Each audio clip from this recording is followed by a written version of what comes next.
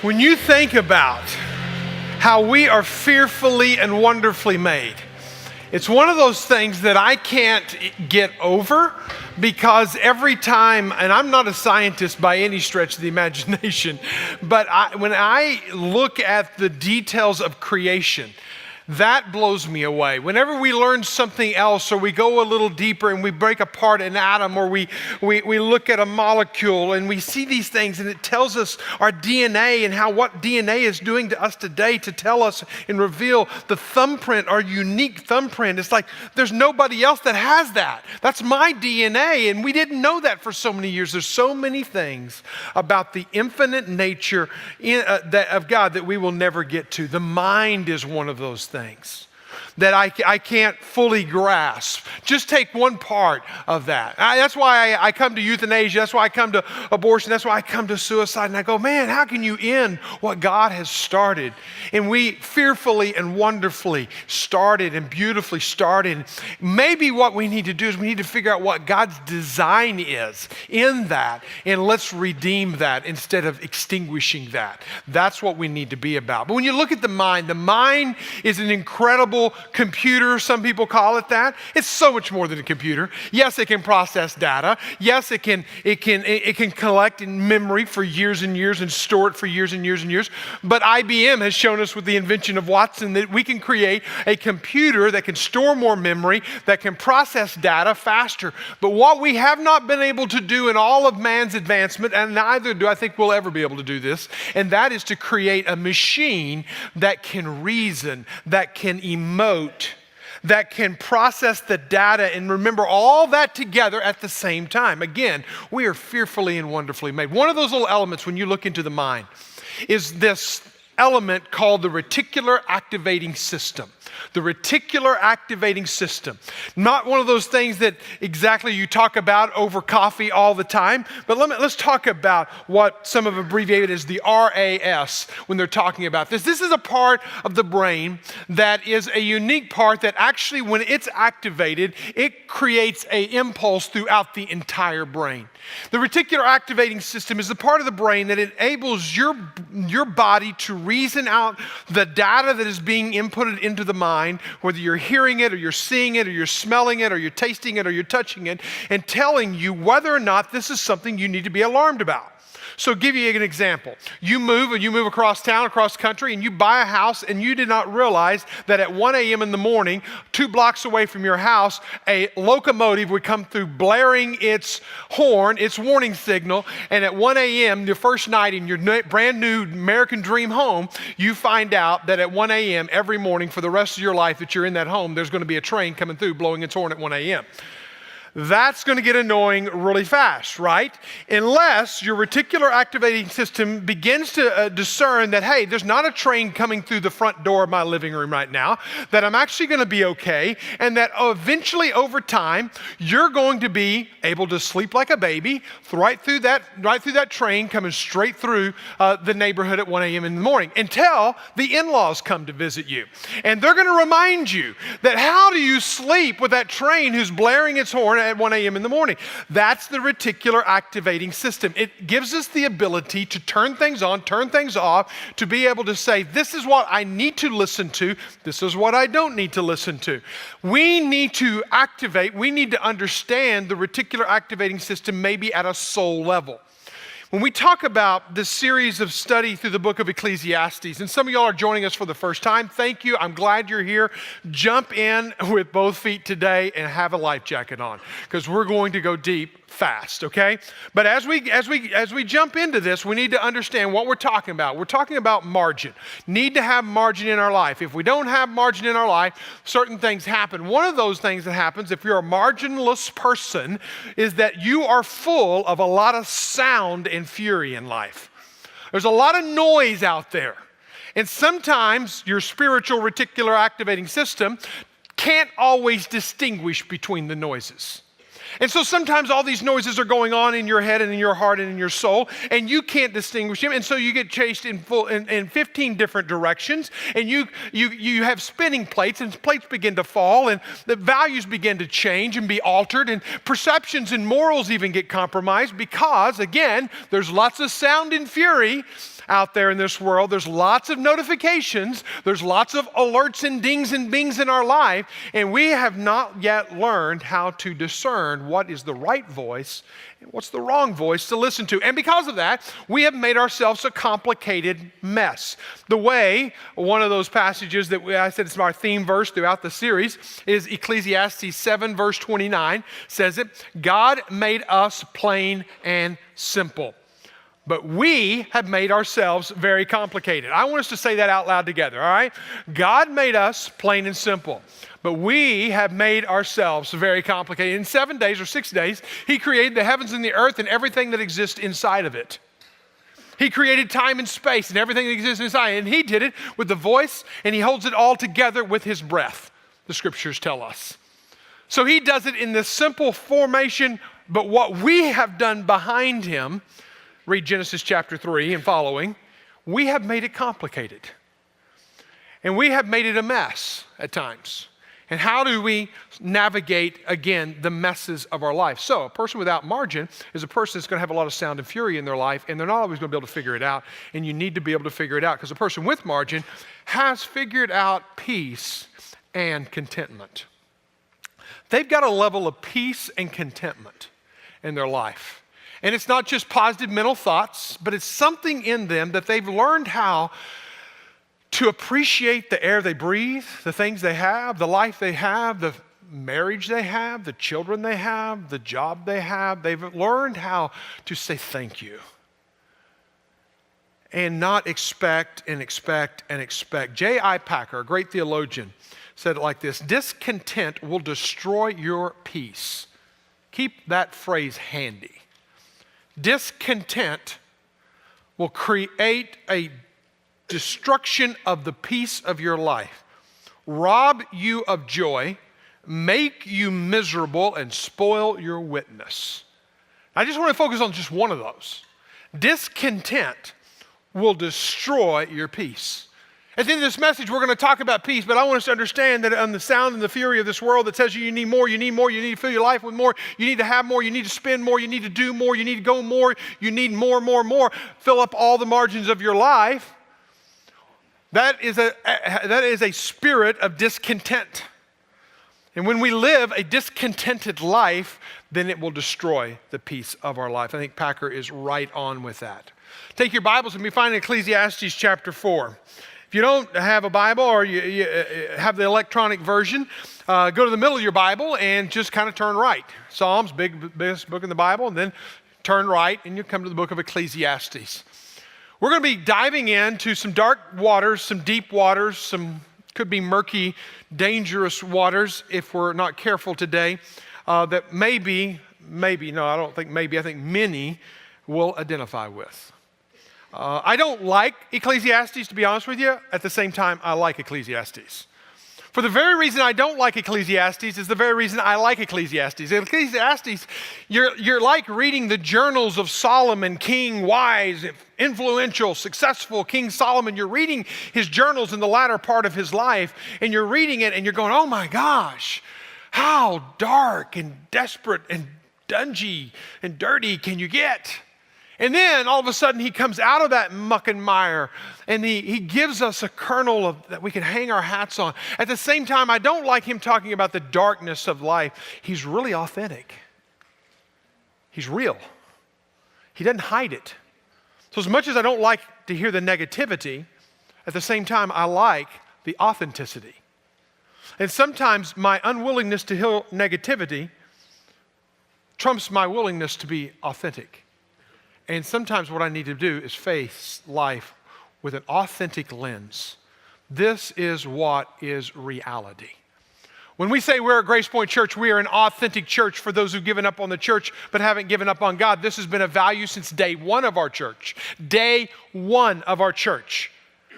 It's a statement that we made day one and we're still making to this today, and the emphasis starts with authenticity.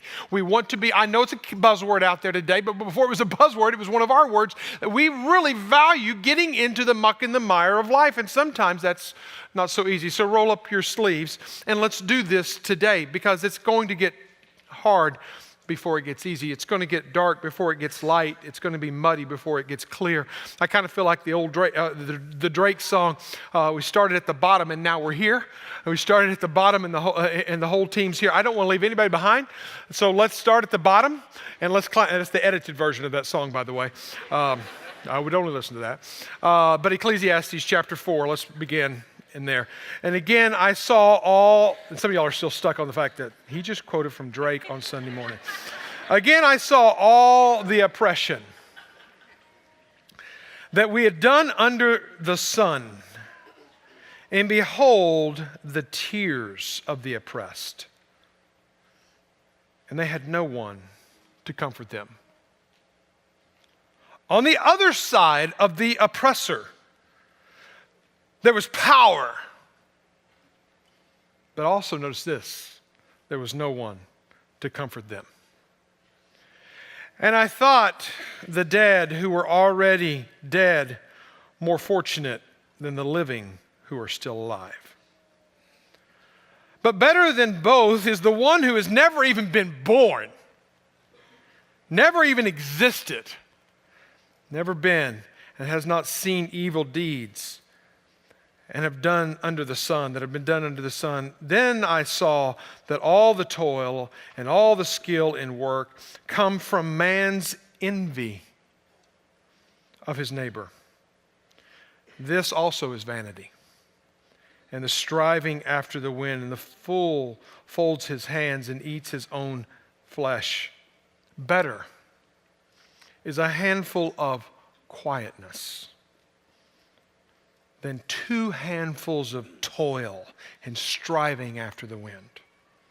Again, I saw vanity under the sun, one person who has no other, either son or brother, yet there is no end to all of his toil, and his eyes are never satisfied with riches, so that he never ask, for whom am I toiling and depriving myself of pleasure? This also is vanity and an unhappy business. Again, you read Ecclesiastes, I'm sorry I'm with you in this, or maybe I'm glad that we're together on the same page, because I've heard people say this. I'm not really excited about this book, but at the same time, I can't wait till the next week. And it's one of those things that I'm kind of there too. It's like, oh, what's going to happen next? And so I turn the chapter this week and I go, oh, wow, where are we going with this? And I just get into the heart of Solomon here a little bit. And I go, those voices that he's talking about, those noises and the sound and the fury that's out there that people are in their life dealing with, that's still today. That's still today. Going on this hour, going on in this room. And I want us to talk about 4 voices that we'll have to discern in this marginless world that we live in. So, which voice is the greatest voice in your life? That's the question. At the end of the message, I want you to be able to say, this is the greatest, the loudest, the most dominant voice in my life. Listen to, here's number 1. Number 1 voice that we hear is, I am alone. I'm alone. I'm alone, which is really weird in a society that's so connected.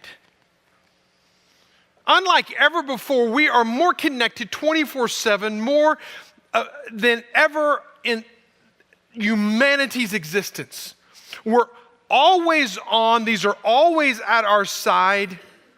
We're always connected, yet selectively and superficially. And it's like this, the more connected we are, the more alone we feel. What an oxymoron that is. Let me give you some empirical data to kind of help back this up, to kind of put meat on the bones here. Psychology Today reported that 40% of Americans reported regularly, not occasionally, not on those one-off bad days, bad hair days, but reported regularly feeling lonely in 2010. That is up 20% since 1980s. That we are feeling more alone, 20% more, not 1%, 10%, 15%, 20% more alone today than we were in the 1980s. That a number of Americans say that they had no one that they could confide in, nearly tripled between 1985 and 2004.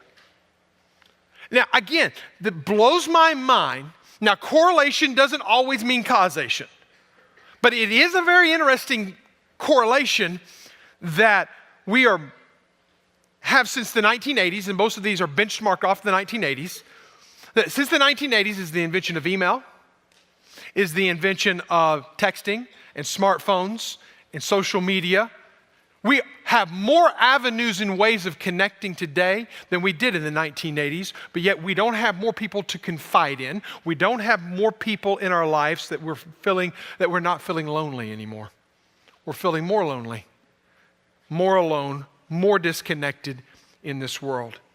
When you look at verse 1, the first thing you look at is you see this oppressor kind of stepping on the scene. Who is the oppressor? What's he doing? Shame on him, this injustice in this world.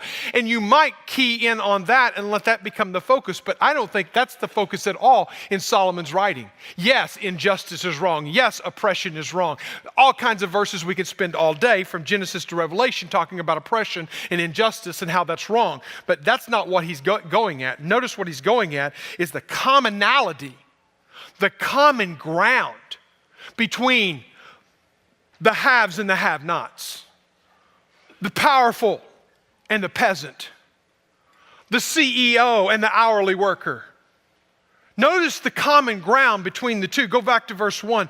The oppression that has done under the sun, and behold, the tears of the oppressed, and that they had no one, underscore this phrase, no one to comfort them. The oppressed felt all alone in this world. That big mean guy up there, if I just was in his shoes, I wouldn't be so alone here. I feel so beaten down, so unappreciated, no one like, and I feel so alone in this world. But you go to the very next phrase, and you see the very next words, and what is it? It's the oppressor with power to move his finger and life change, to at the stroke of a pen, to change orders and laws to his favor. He could structure the world in his own good, yet even he doesn't have anyone to comfort him. And it's gender neutral, by the way.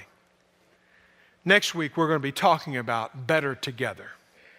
Because if we don't make space for what matters most in our life, and if we don't understand that being better together with the right people in the right season, in the right life, in just right relationships, if we don't get that right, we will be marginless people for the rest of our lives and struggling in this area in a big time way. I used to think this was a man problem, that men just don't connect with people, and they don't want to open up, they don't want to share their emotions, and yes, that is true. Stereotypical men, that's exactly true. But what I'm seeing more and more is that women are even having a hard time having a safe place they may have BFFs all over, but do they have a safe environment? Are you a safe person? Are you a safe person that I can be real and raw with because I feel all alone? We talk about it that we exist to promote transformative community with one another, because we think that is biblical community. There's so much to unpack in that word, in that phrase of why Grace Point exists. But that one another phrase is so key to key in on the whole thing, to unpack it, because we can talk about, I'm in a group, I'm with people, I think I'm changing from time to time, but there's this other word out there that's mentioned 50-something times in the New Testament alone, and it's this word, one another. And he gives us qualifiers to what it means to be in community with one another. And it's to love one another. It's to encourage one another. It's to motivate one another on to good works and good deeds and to love and acts of love. It's to confess your sins to one another. That means you got to be pretty close and you got to be pretty open and pretty vulnerable with people. It means to pray for one another. That means you're going to have to not just give that whole lip service kind of prayer, but you're literally going to be that 2 a.m. friend that they can call you at 2 a.m. and you're going to get out of bed and you're going to get on your knees and you're going to pray for that person. This is the one another relationships that we talk about. You're going to carry one another's burdens. Do you feel alone? There's a lot of people. We should not walk alone in this world. That is not what we were designed for. Thank God there's 34 different making spaces groups in our church with over 500 people in it. Financial peace is closed because there's so many people who needed to get financial peace because there was lack of margin, creating communities around tables of other people who are needing financial peace. I love it that we have a divorce care out there. That last semester, 89% of the people who went through divorce care were not a part of Grace Point Church. I love that. Because that tells me we're loving our community well. We're helping our community figure out the other side of a broken dream and a broken situation. Because no one should walk alone in this world. A couple of weeks, it's not for everyone, it's for some. There's going to be a trauma recovery seminar just to help equip those who want to walk with others who are living, picking up pieces in life. And it's not for everyone. It's a Friday night, Saturday. It's all day Saturday, Sunday. It's not for everyone, but it's for some who don't want people to walk alone because no one should walk alone. Here's the second voice that we might hear today, and that is that I'm better dead than alive. When you go it alone, you're only a whisper away from the next voice in your head that says, it's better that I just not exist. That my life is not of value. When you're alone, you could be in a crowded place like this room right now and feel all alone. You can be with friends and still feel all alone. You can feel like the shame and the regret of life is there, and darkness begets darkness, and then depression begets depression, and it just spirals deeper and deeper and deeper into our life. I've seen in my 28 years in ministry more people probably in the past 5 years than in the previous years of my ministry commit suicide, deal with suicide, have conversations about suicide, contemplate suicide. That's the level of darkness. Talked to a man in our church just this morning who was with a family member this past week who confessed that had this circumstance not happened, they had a loaded gun and they were going to commit suicide. It is so real. Teenagers, the amount of voices that are in your life that are telling you that your life doesn't matter, it's real. The pain, there's no hope, escape from it. Ravi Zacharias said it like this: what happens when there's death of hope? There's only the hope in death. And that's a really dark spot.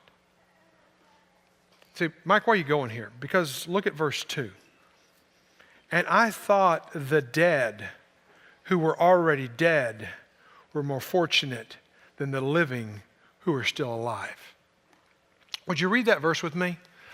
And I thought the dead who were already dead were more fortunate than the living who are still alive. This is Solomon, King Solomon, successful King Solomon, who's looking at his life and saying, listen, it might be better just to end it all. It might be better just to move on. It might be better. It might be better. And we get into these head conversations and these lies that come our way, because we got to remember John 10:10 still out there. And yes, Jesus came to give us life and to give it more abundantly. But what did the thief do? He came to steal, kill, and destroy, and to take from us a precious gift of life. And how does he do this? He does it through lies. Constant lies that he gives us. Henry Nouwen's a man that, a Catholic bishop, he's gone to be with the Lord now, but he's a man who's influenced Lori and I in tremendous ways on the heart level. He's not a person that I devour his books, but I savor his books. I savor them because devouring them, you miss so much more. It's one of those I can only read a little bit and then I have to think a whole lot. Kind of one of those deep level thinker writers.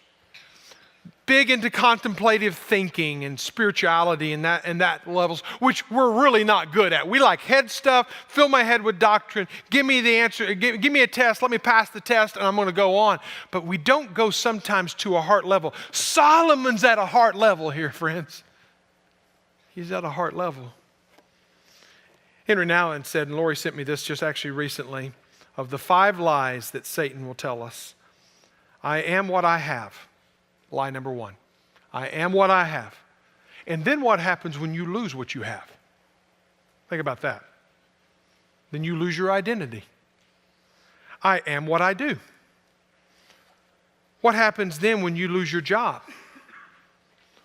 Your identity goes away. I've seen it more than once. A man or a woman lose their job, and it wasn't long, maybe 6, 7 months after that, that they lost their identity, they lose their marriage. More times than I care to report, because so much of our identity is wrapped up in what we do. I am what other people say or think of me. Now we let that other person across the room tell us who we are. Now it's all the more important that I get those words of affirmation, because if I don't get the words of affirmation, then my ego's not built up. And if my ego's not built up, then I don't feel valued. So if you would value me, then therefore I would have value. You see that vortex? Satan has a heyday with that kind of mental gymnastics. I am nothing more than my worst moment. Think about that one. You talk about living with shame. You tell a person that, yeah, you did this, and because you did this, whether it be 5 months, 5 years, 5 decades ago, and that is still defining you to this day, that is something called shame, and that's what Satan loves to give us, is shame. Here's another one. I am nothing less than my best moment. I'm nothing less than my best moment. So now I've got to continue to succeed, to continue to get identity in my life. Again, all of these voices create fury in our soul, create possibilities that we're just going to fill our life with more and more, because we got to self-medicate, and we got to self-fix, and we got to self-diagnose, and we self, and it just creates this convoluted mess, and you no longer have clarity on paper. It's now this jumbled up mess with markings and scratches and whiteout, and it's just a mess, and we look at it. I think, man, it's just be better just to move on. Not even exist. Some of y'all, I don't know, sticking my neck out here. But some of y'all maybe this past week, you thought about, contemplated, ending it all. That's a lie. That's a lie. Here's another one. Here's another voice in the sound and the fury of this world, is that I'm not enough. I'm not enough. So much of today we talk about branding ourselves, or personal brand. What's your brand out there? And it's the image management that comes with social media. It's the building your own platform out there. Nothing wrong with that. But so much, again, we start putting so much time, so much attention, so much focus on that becomes our identity. And then we're never enough. We're never good enough, look good enough, are good enough. And it just becomes this endless, constant, I'm never there. I've never arrived. And we do this in the way we dress. We do this in where we live, in the subdivisions we live in. We do this on the job and the titles that we have, and the bands that we're at. We do this in so many other ways that it's never enough. It's never enough. And we're constantly, as Solomon says 39 different times in this book, vanity. We're just chasing the wind, and you never catch the wind. Let's talk about dress. Guys, let me talk about you. Ladies, you can zone out for a minute if you want to, because I'm going to talk about guys, because we use our dress to define who we are. And there's labels out there. I don't know what the ladies' labels are, so you'll have to figure that out yourself. But these are the guys' labels out there. There's the metrosexual guy, okay? Think about Beckham, okay? You like skinny jeans, you drink lattes and skinny suits, and you're slick and square jaw, or you want to be square jaw. But I mean, you've got it kind of polished out. And you're really kind of focusing on that image from a professional way. But then there's this lumber sexual. And this, I didn't make this up. This is a literal group that's out there. They like boots, denim, flannel, and beards. They think they're hip, and they drink their coffee in a pour-over fashion. All right? That's how they like their brew. And they might even do their own home brew of the other kind of brew, if you know what I mean. I literally did. I came across this title, Lumber Sexual, maybe a couple of years ago in Outdoor Magazine. So it's legit. It's out there. Google it. Everything's on Google. It's got to be true, right? Here's another one, guys. Retrosexual. This is the guy who wants to be that guy. This is the dad bod guy. He gets his suits at Men's Warehouse. He might even get them at Dillard's. He likes his Folgers coffee. He's still drinking Folgers. Nothing wrong with this guy in his mind. That's what he looks like, and he's going to work that. Literally, I looked up in the Webster's dictionary. So again, it's official. Okay, this is actually a title. The retrosexual is an old-fashioned manly man. All right? That's what Webster's dictionary says, so it's official now. Now, don't tell anybody about this next group. They're the hipsters. I don't have a picture for them. Because if you label them, they're going to do everything they can to get out of that label. They're going to shop at Urban Outfitters. They're going to listen to Mumford & Sons, or really where they like to shop is thrift stores. Because if they can get it at a thrift store, they know nobody else on the planet's going to have it because it's so out of date. But that's their identity. You know, you're laughing because some of you all are in that category. So where are you? Are you lumbersexual, metrosexual, or whatever, hipster, or whatever you may think you are? But I love messing with the hipsters because all you have to do is say, hipster, I'm not a hipster. And they start backing it out. Anyway, all of this is because we focus on the outside. We got to get the outside looking right, smelling right, acting right, because it's the outside, because that's what everyone's looking at. It's the outside, it's the outside, it's the outside. But we forget the inside. It starts from the inside out.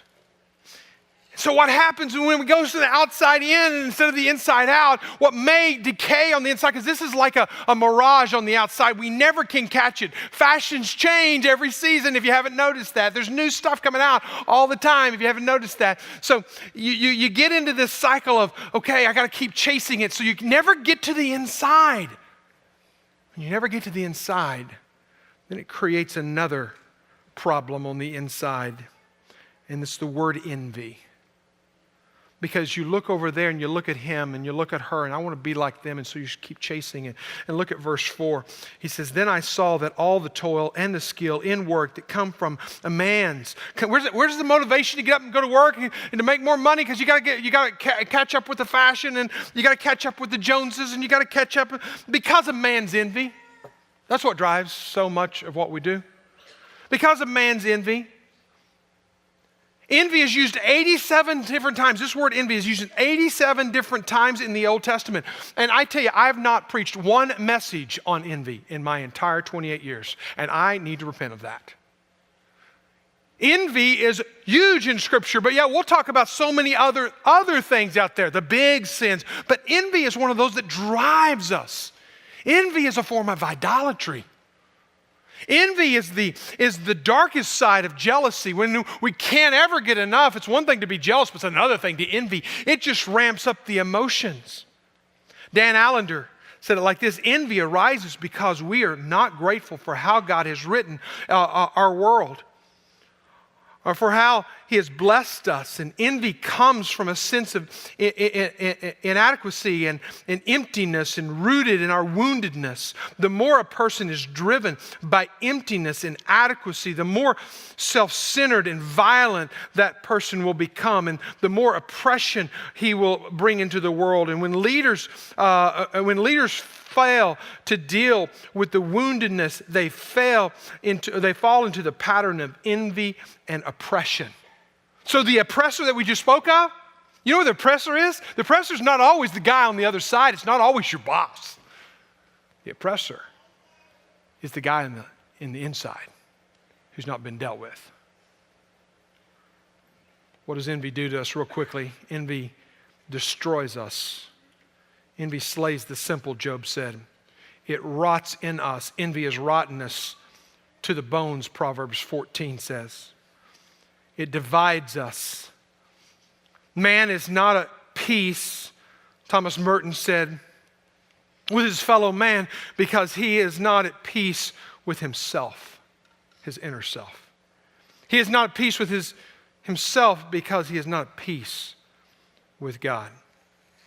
Paul told young Timothy in the church world, he told them this, in the church, quarrels about words which produce envy. Dissension, slander, evil suspicions, and constant friction among his people. It divides us. Where does it come? When does it ever stop? Well, it doesn't stop because the eye is never satisfied, it says in verse 8. The eye is never satisfied. I gotta keep going. I gotta feed the monster. And I'm never enough. I'll never get there. I got one more voice that I hope we'll listen to today.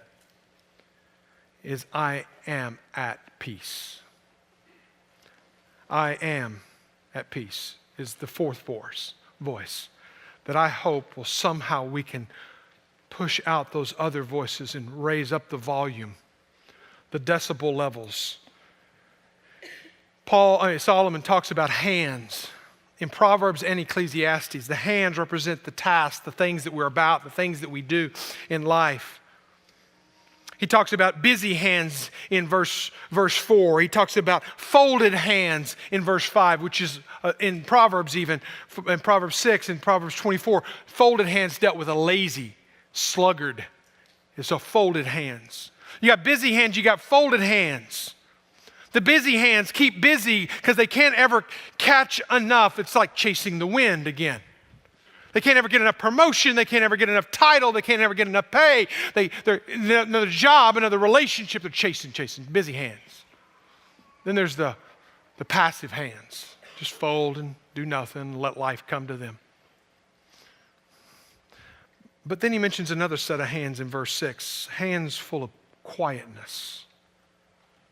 Verse 6, it says, better is a handful of quietness. Another translation said, better is a handful with rest than 2 handfuls of effort in pursuit of the wind. The Message says, 1 handful of peaceful repose is better than 2 fistfuls of worried work, more spitting into the wind. See, we like hands full, hands busy, quick hands. We talk about full hands. We wish we had another hand so we could carry more, which just means we don't have margin in our life because we need another hand. And Jesus and God, they tend to use words like trust and wait and still. Trust and wait and still. In fact, Psalm 46:10, it says, cease striving. Cease fighting and know that I am God. I'm afraid some of us don't know God because they're too busy trying to be God. It's a dangerous posture to live. It's learning to wait. Psalm 27, verse 14. Wait for the Lord. Be strong and let your heart take courage. But don't run ahead of God. Wait for the Lord. I like sandwiched between. Yes, we need to be busy. Yes, we need to continue on. Yes, we need to be strong. Yes. But beginning and ending is waiting on God. That's hard. It means I have to give up control. It means I have to give over a bit of myself. But I want you to think of your hands today. Is your hand alone in this world? You feel all alone? Or your hands just tired and weary and just want to die? Are your hands busy? You got busy hands. You got lots of energy and you're chasing the wind and you're busy about it. Are your hands at peace? Better is a handful of peace than 2 fistfuls of busyness. Would you just bow your heads with me? Peace doesn't come through a mind over matter. Peace comes through a relationship with God Almighty. Do you have peace with God?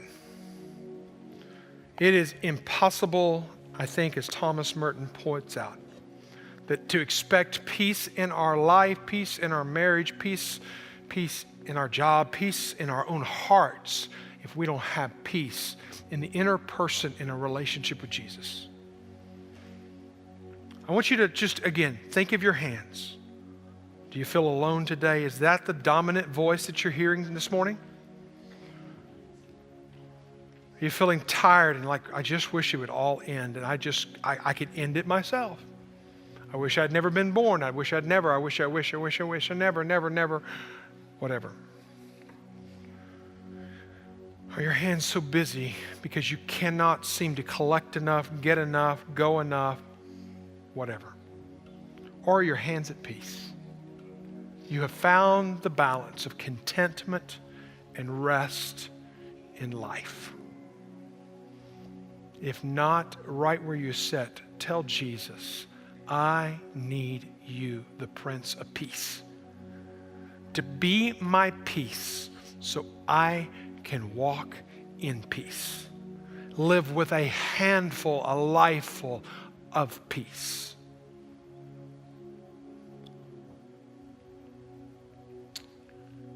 And then during our time of response, I challenge you, I encourage you to tell someone.